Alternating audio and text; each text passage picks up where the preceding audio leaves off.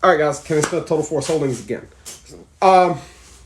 We discussed positive identification and brevity the other day. So now we're going to talk about different methods that you can use as far as pace planning with your comms.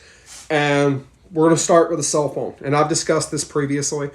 Obviously, you could text. Anybody who knows me will tell you the easiest way to get in touch with me is a text message. If you call me and it's not an emergency, I'm going to be a little bit annoyed. The only person there's a couple people, but the only person that really calls me when it's not an emergency is my wife.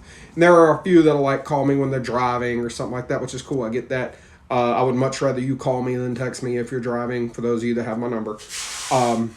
But we need to understand, and here there's a couple of reasons why I prefer text messaging. Number one, I can be more discreet about my conversation if I'm around other people. And number two, your SMS, your short messaging system is going to be a lot more robust, a lot more durable, a lot more reliable in times of emergency than a true voice connection. You can have very minimal signal and you might not get good clarity in your call with voice, but you can probably get an SMS message through. So I'm a little bit backwards. You know, my wife is call then text. I'm text then call, unless it's like I know I'm talking to her. I'm probably going to get a phone call anyway if I text her. All right. So what else do you have on your phone? Everybody has social media nowadays. All right. You can pick your poison with your social media platforms that offer messaging. You can absolutely use that.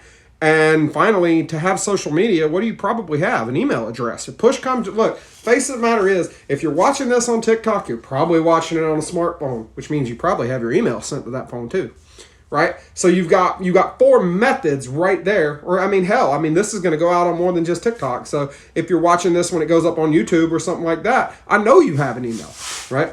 So you've got pace planning built into your phone, right? Okay, I tried to call them, it didn't work. Primary failed.